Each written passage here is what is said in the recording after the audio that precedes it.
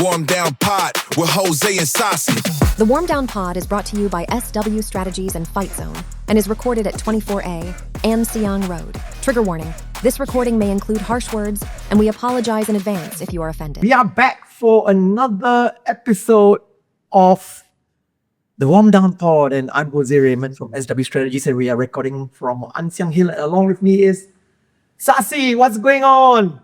Hello, yeah, I'm happy to be here again, and I've been watching your interviews with the cab on Are you talking about Journalist Joe's? Journalist Joe, yes. Journalist Joe's, yeah, I did tell you, right? So the other day when I walked into the National Stadium for the pre-match conference, and I just kept getting gripped about, where's your cap? Where's your cap? I'm like, okay. Well, a good thing is, that takes a little bit of No, I mean, yeah, I think we need some of that in our lives, right? You're cracking jokes, you're asking questions, you know. Next one I'm going to do is of one of the FAS vice presidents. But anyway, that's a story for another day. Sasi, Yes. can you explain to me what is going on with Italy? Yeah. Oh my God. Yeah. Italy has now missed 3 World Cups in a row. Right. You know, when we talk about Italy, we remember the Baggios, the Cannavaros, you remember the iconic picture of Maldini and Nesta, was it? Slack tackling Ronaldo, right? You know, they are a powerhouse. They have been a powerhouse. They won the World Cup 4 times, am I right? Right? If I remember correctly, years ago, I was reading an article about Roberto Baggio, right? This was in reaction to them having a bad 2011, 2010 qualifying or something like that. So he was hired to transform the youth, right? And he actually made this this manifesto for them, 900 page, right? Spent a lot of time, did it, and basically telling them that if you don't do something about the youth right now, right, it's all going to go downhill, right? And whether it's Baggio's curse or not, right, it has happened, right? So what happened? He presented the manifesto, 900 page. He did a 900 page manifesto. Meeting only took 20 minutes, and they said they want to stay status quo. Baggio resigned after that, right? And so repercussions-wise, we are in 2026, which is literally 15 years down. Yeah. For 3 World Cups miss. Yeah. It is what it is, right? It's quite sad because, you know, I was at the World Cup in 2006 in Germany, when Italy won the World Cup. In fact, I actually watched the semi-final between Italy and, if I'm not wrong, it's Argentina. And if you're a follower of the World Cup, you know, I was a kid when they won the World Cup in 82. Yeah. If you recall, right? And you know, in over the last generation, you've got the Del Pieros, Totti. Amazing players, yeah. And now, I mean, you it's not just the fact that they will miss 3 World Cups in a row right now. It's not just that. If you go back a little bit more, 2010 group stage elimination, 2014 group stage elimination, and then it starts consecutively not making it to the World Cup, right? Yeah. These are all telltale signs. It is. Now, telltale signs that something is wrong, right? I got two things to put on the table right now. First and foremost, Firdaus Qasim hasn't won a single competitive match coming to a year now. I need a button where I press the drum roll. Second, Yeah. right? Even our national team, you know, from 2012 all the way till now, actually still haven't made the finals of a regional championship like the AFF. All that. So we haven't made the finals. At the SEA Games level, we haven't even gone past the group stage. Okay? Yes, we've qualified for the Asian Cup right now, but there are telltale signs. So we may have some sliver of hope, but I think we should not be missing the big picture here, right? And we have got what's happening to Italy, which is a world World power. Yeah. power. They're World power, champions yeah. 4 times over, and they're going through this. I mean, I think one of the first things I got to bring up is you remember where we all watched the English Premier League, right? And then Serie A used to be the next big thing. Right? It is not anymore. Marketing for the league has gone down, right? I still watch some Serie A, but the thing is, you don't look forward to games anymore. You don't have that big Juventus versus Inter Milan, the Milan derby. You don't have kids. How many kids do you see actually wearing Italian Cups jerseys now? Absolutely. Yeah. and apart from the Milan teams, Juve, Fiorentina, Napoli, right? I mean, this is the story of Napoli with Diego Maradona, and has been They have a new god. right. Yeah. So, no, but here's the thing, right? Today, I ask you, Yes. can you name 11 of the first 11 in Italy? And we are going to struggle, right? So I can only name Donnarumma. Yeah. I can name Tonelli. Tonali, yeah. Because they're playing in the EPL. Because they're playing in the EPL, exactly. Literally, Donnarumma is considered one of, if not the world's best keeper, right? And we've not made it. Frustrating. Nobody else, we used to know wingers. We could name the entire first 11. You remember? Right? The wingers, they have winger. You wouldn't know who's going to play because they had so many good players, right? Yeah, it is not there anymore. And here's it. So like I said, there is some learnings for us to look at Italy and look at ourselves and ask ourselves, like, are we all okay? Are we all okay? And I mean, I hate to always seem to be the one who's like sounding the death knell, right? But well, we have got the ASEAN Football Championship coming up. Yeah. Okay, and that's coming up just after the World Cup, right? Because Yeah. you and I were at the match between Singapore and Bangladesh, and you and I know very well that it is not okay. It is not okay. Okay, okay.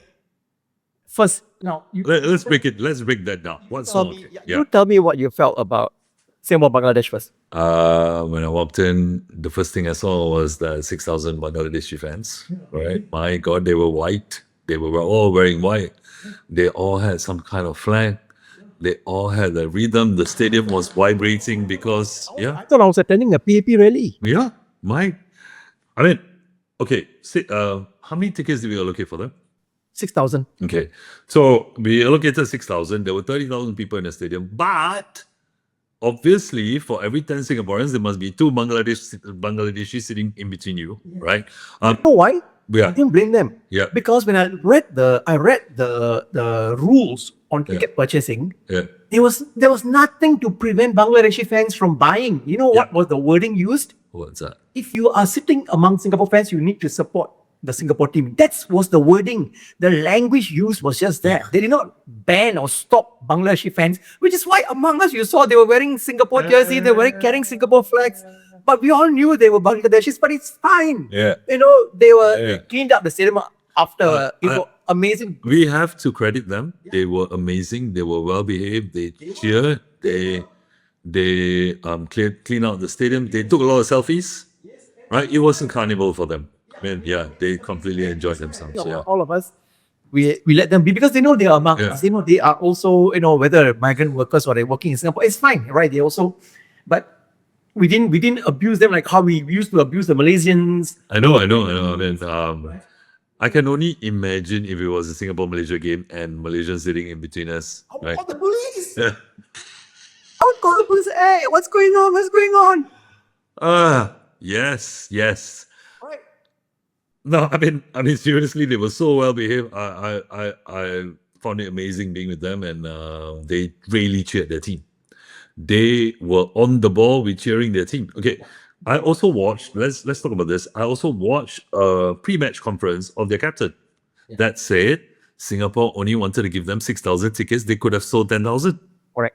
No, Yeah? no, that's true. The allocation was they had. In fact, I think they had a huge area for them. A city in 6,000, but I don't think it's Singapore's fault.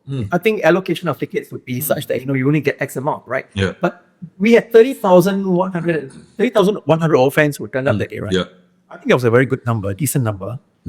But imagine if more Bangladeshi fans were allowed to sit together and cheer. We would have been drowned out. Yeah, exactly. We would have been also found is a out. We were too. There is, to your point, our behavior on the stands is a bit too quiet. Do we even have a terrace culture, right? It's a bit of a struggle. Okay, let's give credit where it's due. People turned up, yeah? People turned up. There were a significant number of Singaporeans, which I absolutely love. Parents brought their kids. There were some angmos dancing. I don't know if you saw that. Of course, I saw that the guy who looks like Alexis McAllister, right? Oh my god! He was cheering for Bangladesh. I don't know, man. I think, but people were having fun, right? I would love to see more of this, but we need a terrace culture.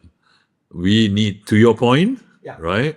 What are the two things that we know that is our terrace culture or throughout the years? Look, the only thing Singapore fans know how to cheer at the stadium would be referee kayu and buto. Okay? Beep, beep, beep, beep, beep. Beep, beep, beep, buto. Yeah. That's all they know. Yeah. You know something? The Bangladeshi fans, 6,000 of them, came in all white. We can't even decide what color to wear. Okay, I mean, first we see some Liverpool fans, we see some Arsenal fans. I mean, I was wearing the red jersey. Right? We don't even have a proper football culture or terrace culture. Okay, not football culture, but at least a terrace culture, right? We've got one small group of fellas who are sitting on the opposite side. I have no fucking idea what the hell they're singing. And the rest of the stadium don't seem to even know what they're singing. Our Kalang wave is almost dead. Why did our Kalang wave happen? Exactly. Why? We had 30,000 people inside. So, like I said, we don't seem to have a terrace culture. Okay, if you're a follower of the regional fans, right, Vietnam has got a very strong cheer. It's called Vietnam Bodik, Vietnam Champion, Vietnam Bodik, Vietnam Bodik. Yeah. Okay, Malaysia's Ultras turned the entire stadium into din. Or is it Indonesia even worse? If you follow Jackmania, the fans, right? There's they even get fans who sit in front, use loud hailers and orchestrate the movement. Yeah. If you watch World Cup, you'll know the South Koreans have got their own chant as well, right? They are Minggup, if I'm not wrong. What do we have? Buto. Referee kayu. Okay, to be honest, I wish Singa Brigade was a lot bigger. I thought if they could orchestrate the whole stadium.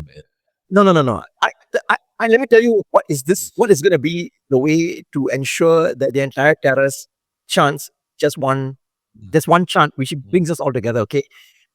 It has got to start with the crest of the 29,500 people. And not really start with that 500. The rest of the 29,500 people who were at the stadium need to be able to chant something which everyone recognizes. Whether it's Singapore, PAP, Lee Kuan Yew, or whatever that is, you need to be able to bring people together to chant that, and it sticks for good. I completely agree. They can fight zone. I don't care. It's so I think the chant should have really well be. And you know what? This can actually be used across all sports. Yeah. Singapore. That's it. Why do we even do that, right? That's it. Why can't we even do that? Yeah. I mean, our we could have silenced the Bangladeshi crowd, right? But they were there was a period in the second half where they were just going at it, and all our guys were taking their videos. Right, and like like our friend was singing last Damon, his favorite chant, right? Is this a library? Is this a library? Right? Yeah. See, so I mean, basic stuff, Sasi. We don't even have a terrace culture. Our fans came out because our team qualified, because there was a pyrotechnic. And there was Iman dancing. I already said, right? If he could, he would have called Iman Fandi. I want to see more of this. I want to see more of the game celebration thing. This should be taken up by the clubs. They should make it exciting to go for a game. Absolutely, yeah. So if you were at the match the other day, I'm not sure whether you saw, the whole presentation of it prior to the match starting. The lights got turned down. Yeah. There was lights and all that. This should be a norm for every game. Every game. Yeah. Because it's about the sports presentation and Yeah. you're bringing fans out. Yeah. It cannot just be because we've qualified and you're having a celebration and you do it. Yeah. Right. I mean, I'm not casting any doubt that they wanted to turn it into a celebration, but it should be a norm, not just an exception to the norm. Not just because we made it to one Asian Cup. I think it should be a no. Honestly. And the fact of the matter is our lives have changed. The way in which we view sport have changed, right? So the other day I was having a conversation with somebody about, do people even actually go and watch track and field events today and stay in the stadium the whole day? I don't think they do so anymore, right? So even the sport of track and field also needs to adjust how they conduct competitions. Yeah, Even exactly. turn into you've got like T20s and short action bursts. You've got 3x3 basketball. Yeah. 3-on-3 basketball, right? So, there needs to be a bit of shift, right? even for football, it cannot just be like, you and I know when you go and watch an SPL match today, Yeah. it's shit. Yeah, apart from LCS, which at least sometimes brings No, I mean you got to give credit where it's due. Apart from LCS. LCS, right? Yeah. The rest of it is shit. Yeah. Okay? It's terrible. It's just so awful. Who even want to turn up? Let alone pay money to go and watch, right? No wonder there's only like 10, 20 fans paying. Yeah. I'm exaggerating, but you know what I mean. You are definitely exaggerating, but yeah. Because it's really 5 fans. My point, our point is we have an opportunity right now, right? To really create a terrace culture. And you should. And we are with the Asian Cup. Building up to that, we should use this opportunity to really create a terrace culture. Let's make it very simple, okay? The chant we should all be figuring and trying to make it stick for us and make it perfect over time is Please Singapore. Singapore. Singapore. That's it. Right? That's it. That's all we need, that will reverberate around the whole stadium. 25,000, excluding the Bangladesh fan. If we did that yesterday, it would have been great. I think the players would also have been hyped up. Exactly. Yeah. And you know what? The Bangladeshi fans were all working in Singapore, right? Yeah. We were down there, you better chant for us also. Okay, you're working in. They would have. I'm sure they have. Yeah. Yeah, I love this video that Football Lita posted where they were Bangladesh is sure to beat Singapore 2-1, right? And then who's your favorite player? Hamza. They went Hamza. I think we were discussing and we thought that Hamza wouldn't come back, right?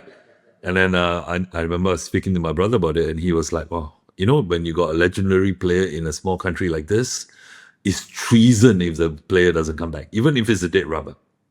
That was my brother's thoughts, right? And true enough, he came back, right? No wonder journalist Joe said an interview with him, Mustafa. But Oh man, of all the places you chose Mustafa. Okay. Hey, classic. anyway, so I mean, talking on having something to cheer about, right? Yeah. I think we can also cheer on the fact that Forest Lee and Sea Limited announced that they will put 50 million into 50 million into football. and 10 million has already been given to the FAS. I hope I see it in the financial statements when it's released later this year.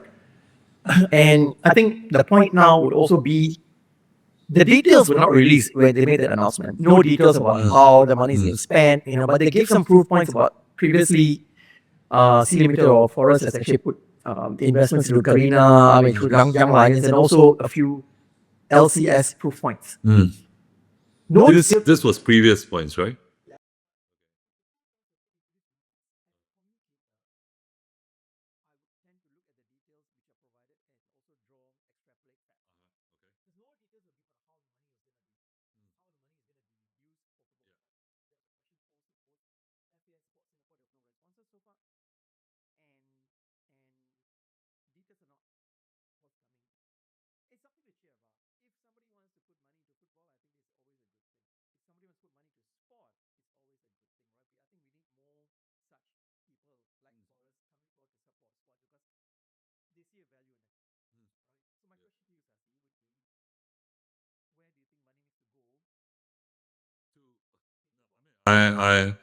I was reading the comments on the Facebook post of the 50 million, right? People were saying, "Oh yeah, you should go to building stadiums."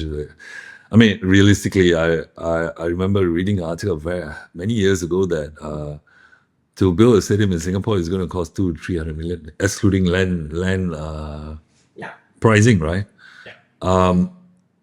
50 million. To an extent, some of it, or to me, bulk of it should go to our league. Right? Because the league, you support the league start to grow, every club will have a strategy on having this kind of games, right? People start coming to the leagues. People, sponsors see an advantage in somebody has put in the 50 million, I'm going to chip in another 2 million. I'm going to chip in another. That's when our league grows. Right? And I mean, if you talk about how leagues are growing, I mean, if you look at how Japan has focused on their league, their development, and they just beat England, right? I'm an England supporter, by the way. Absolutely brilliant, right?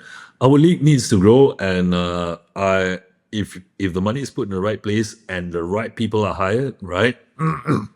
You know, there's so many people who love football that are high flyers running a few things. You know, go find these people, get them to spearhead a change in our league. You know, let people come in, let it be a carnival. This same expatriates that I saw during the Bangladeshi game should be appearing in our local league games, having a beer, dancing, supporting the team. I mean, that's my thought process, because thank you, Forrest, for doing this. If you actually put in and revamp our league, right? I'm sure other brands are going to come in, and then our league is going to have a purpose. But I mean, if I'm Forrest Lee and I'm putting on multiple hats, right? Would it make sense for me to help to build another football club in Singapore? I don't think it makes sense because I'm the owner of it. So why should I go and help to build a club? He's ultimately going to end up beating me. I don't think that makes sense. My suspicion would be a lot of the money would probably be used for LCS or LCS feeders and probably to beef up administration in the Football Association. Like I can tell you for a fact, like, I know they've hired somebody right now who's going to look after women's football development. That Bernice, who's the GM of Geylang, she's leaving. She's going to be joining FAS. She confirmed with me as well. So I think they need good people to keep the administration at FAS running, at least get the base, right? Get the foundations going. Right. So I doubt he's going to help to build up other football clubs. I mean, some clubs maybe you should not be deceived. Let me tell you, I mean, and I'm sure you and I know that because there's some clubs who don't even want to do their football development. They're relying and outsourcing it to other people to take over. So that doesn't make sense. These clubs should be kicked out of the league. Because if they don't see youth development as important for them to build, then they should not even be playing professional football. Precisely. Right. And then what do we do with the young lions, right? Because so you mentioned earlier in our pre-recording discussion about the ASEAN slot being taken away in the Thai league, right? Yeah.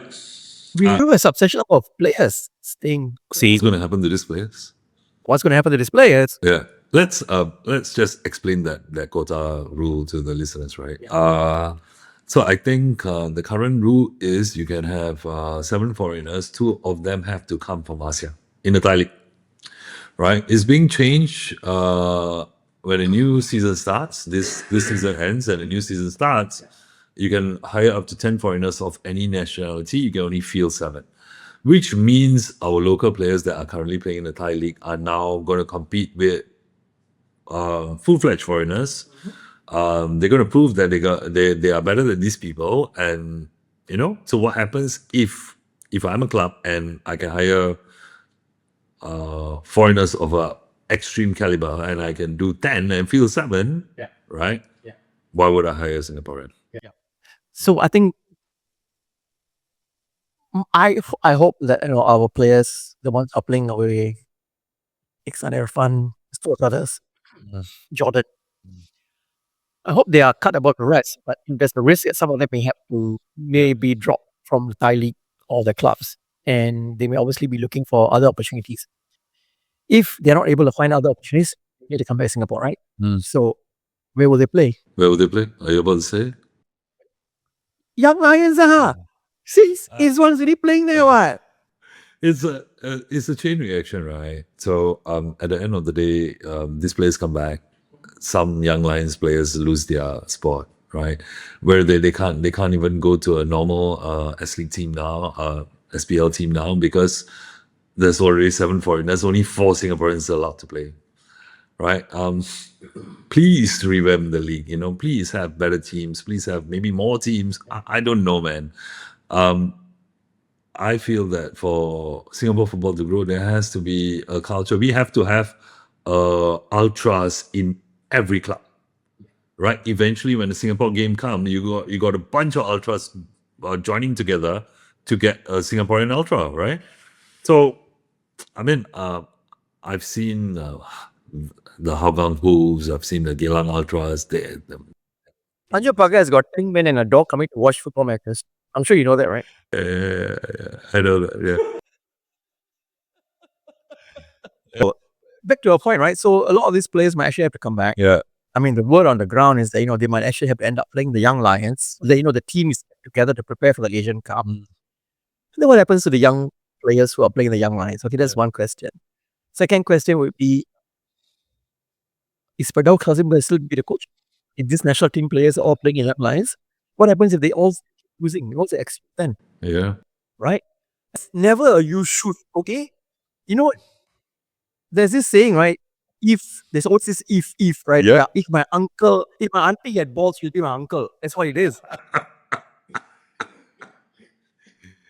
Please excuse us, right? But yeah, if this players come back and they play the Young Lions, I don't know whether we should do an NBA draft and drop them out or whatever, but I don't know, man. I don't know how the league's going to be. And to your point, yeah, Firdaus Qasim better start winning something and playing good football. If not, we are just going into the doldrums through the Asian Cup, which I don't want, I mean, yeah.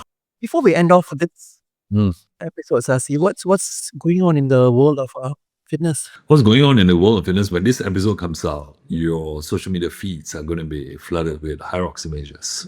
What I feel about Hyrox, it's a bloody good way to get someone training like an athlete, right? When I speak about training like an athlete, is you train agility, you train sprints, you train your stamina. You don't just train for the sake of training, right? And that's why Hyrox has become so popular. And plus, I don't know how this is going to rub people off, but it's a very low skill entry required. You run, right?